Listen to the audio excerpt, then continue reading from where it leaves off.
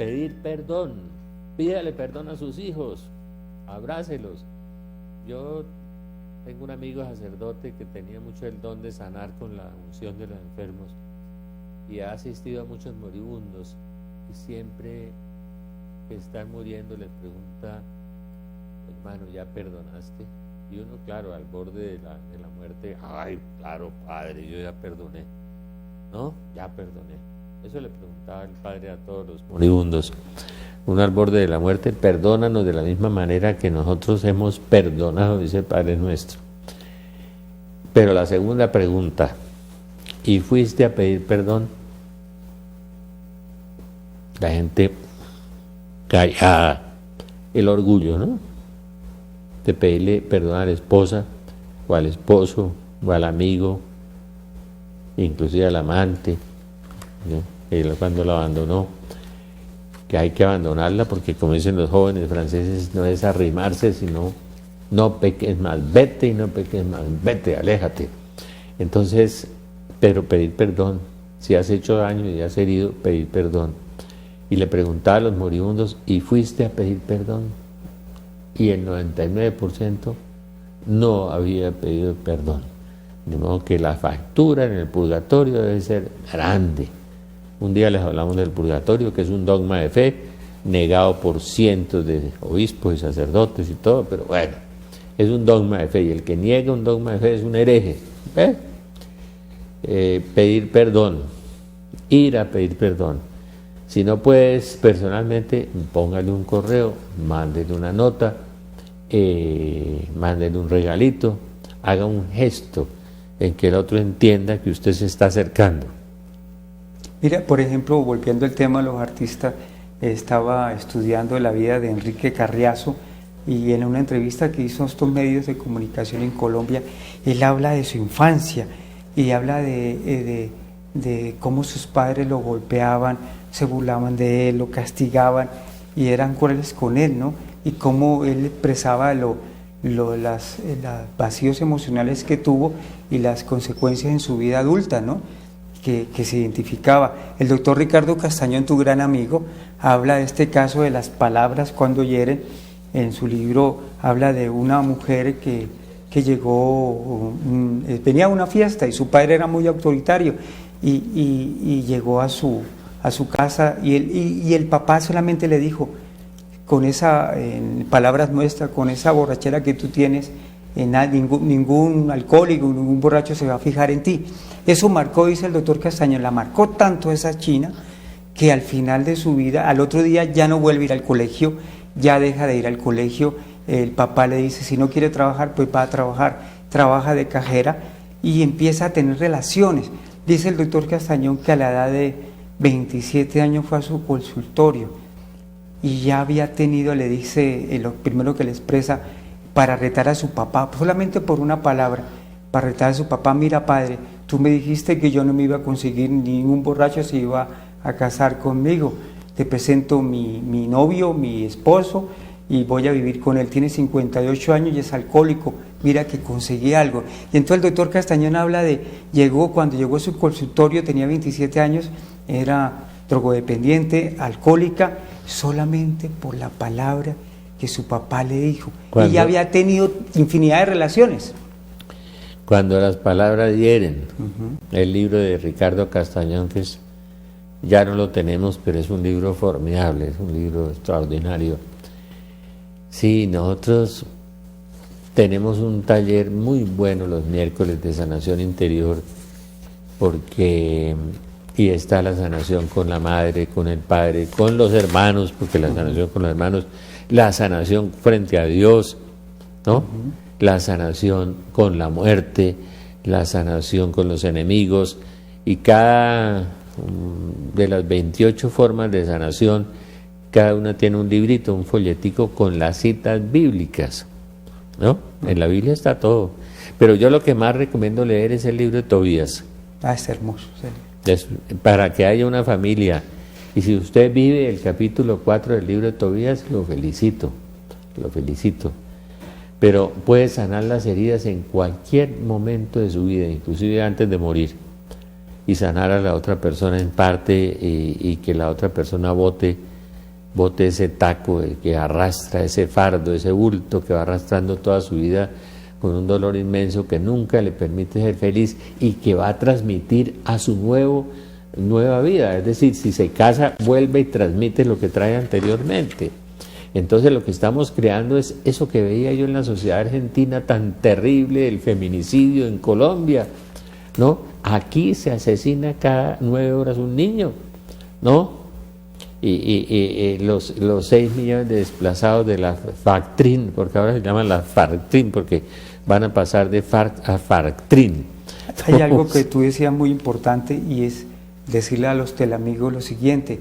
Por ejemplo, en la corrección, a veces somos tan arbitrarios, tan autoritarios. Por ejemplo, un caso sencillo, en lugar de decir el niño eres un desordenado, podemos decirle tu habitación está muy desordenada, recoge tus lápices, tus libros, no necesito, no, es mirar lo que está pasando, pero no atacar al niño, siempre atacamos al niño. Un predicador, no sé si te acuerdas de esta historia, un predicador visitó una prisión alguna vez y le preguntó a los reclusos si en su infancia alguien le había dicho que iban a terminar en la cárcel. Y lo asombroso en esto fue que la gran mayoría levantó la mano, que sus padres y sus madres le habían dicho que si sigues así, ahí vas a terminar en la cárcel, y muchos terminaban en la cárcel. Claro, hay que leer un poquito la vida de Mandela, ahora que estamos en el proceso de paz, que ojalá funcione. Yo a veces hago chistes, pero claro, 50 años de historia lo ponen a uno bastante incrédulo, pero ojalá funcione y podamos perdonar a estas personas que tanto daño le han hecho al país, tanto daño durante 50 años. Y no se trata de venganza, ¿no?, de impunidad o falta de impunidad, de todas esas cosas. Se trata de un verdadero perdón y una verdadera reconciliación, no una firma. Eso no sirve para nada. Firmar cosas no sirve para nada. Sirven las actitudes del corazón. La paz es el nombre de la justicia, decía Pablo VI, y la paz se besa con la justicia, es el salmo, el salmista, ¿no? Y con el perdón y con la reconciliación, la paz se besa con la justicia, es el salmo. Yo por eso soy bastante escéptico con los procesos y con las firmas, pues eso no tiene ningún significado, porque la cosa sigue, como el problema del perdón. Si no hay perdón, la cosa sigue, porque las heridas están ahí, viene la venganza. Ese es todo el proceso, y el demonio divide y se mete en esos espíritus cardinales adentro. Por eso cuando estas personas vienen a veces tan oprimidas y tan heridas, es mejor meterlas en un proceso de sanación interior antes de meterlas en un proceso de liberación. Por eso nosotros tenemos ambas cosas, tenemos los miércoles la sanación interior, los lunes la liberación, pero la gente a veces hace el situs inversus, la parte invertida, hace primero la liberación y se equivoca. Hay que hacer primero la sanación interior, pero antes de la sanación interior hacer la conversión, porque cuando usted acepta a Dios en su corazón, usted se arrepiente del daño que le hizo al esposo, al amigo, al hijo, ¿no?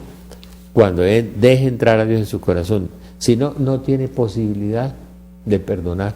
Mira, y hay un problema en la infancia, que muchos padres humillan a sus hijos delante en público. Tú eres un torpe, eres esto, y delante en público, delante de sus amiguitos. Oye, o compara mucho con los hermanos, entonces su hermano es mejor que el suyo.